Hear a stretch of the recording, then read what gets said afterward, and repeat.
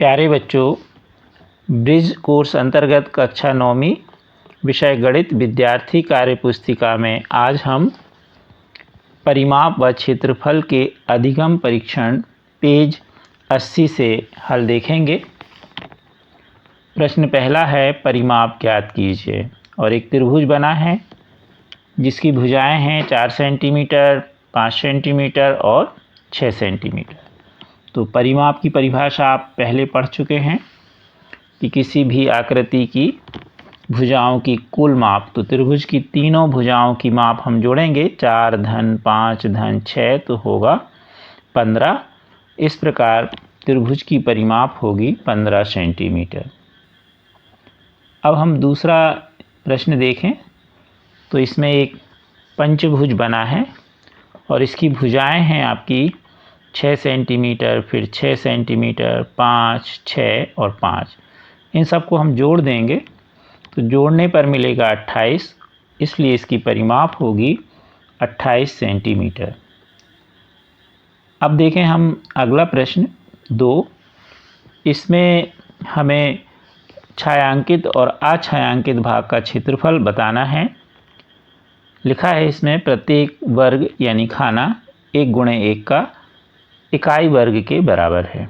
तो छायांकित भाग का क्षेत्रफल, तो छायांकित देखें, गिने 1 2 3 4 5 6 7 8 9।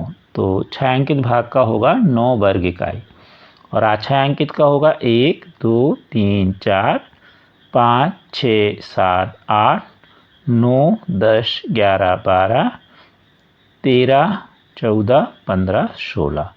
तो अछायांकित का होगा 16 वर्ग इकाई। अब देखें हम प्रश्न तीसरा।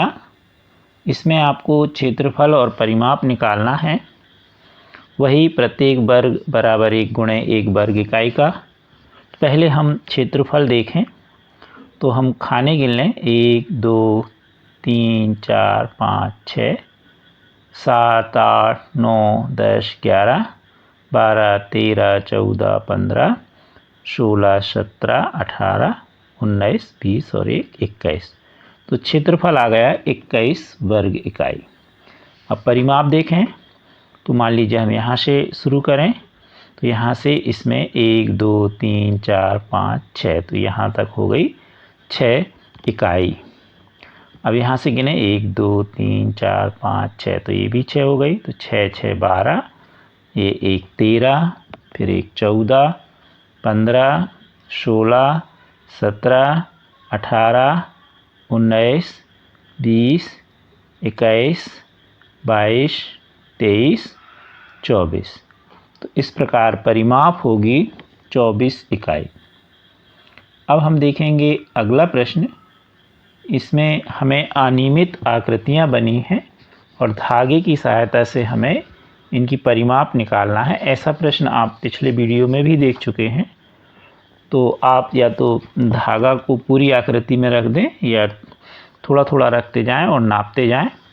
तो इस प्रकार से आप पूरी आकृति में धागा रखिएगा और उसको काट लीजिए या वहाँ पर आप पकड़ के और नाप लीजिए, तो जो माप आएगी वही उसकी परिमाप होगी। तो यहाँ पर हम देखें तो सबसे पहले मान लीजिए हमने धागा यहाँ रखा, तो यहाँ से यहाँ तक फैलाएं, फिर यहाँ पर पकड़ें धागा, फिर ऐसे ले जाएं, फिर ऐसे ले जाएं, पकड़ते जाएं और फिर ऐसा ऐसा ऐसा ऐसा ऐसा यहाँ तक रखें और फिर उस धागे को आप काट लें और उसको आप स्केल की सहायता से नाप लें। तो हमारा उत्तर आया है 20 सेंटीमीटर। आपका 19 भी हो सकता है और 21 भी हो सकता है और 20 भी हो सकता है। तो इसका जो आंसर होगा वो लगभग होगा। अब हम देखें प्रश्न दूसरा। तो इसी तरह है, दूसरी आकृति को आप नाप लें। मान लीजिए यहाँ से आपने धागा रखा, तो इस तरह आप रखते जाइएगा और पूरे में धागा रख दीजिएगा और फिर उस धागे को आप काट लीजिए और नापिए। तो हमारी इसकी माप आई 27 सेंटीमीटर। तीसरी आकृति देखें तो हमने यहाँ से धागा शुरू किया, तो इस तरह रखते जाइएगा, रखते जाइए और पूरी आकृति में आप यहाँ तक पूरा करने के बाद काट के और नापिए। तो हमारा इसका उत्तर आया 23 सेंटीमीटर।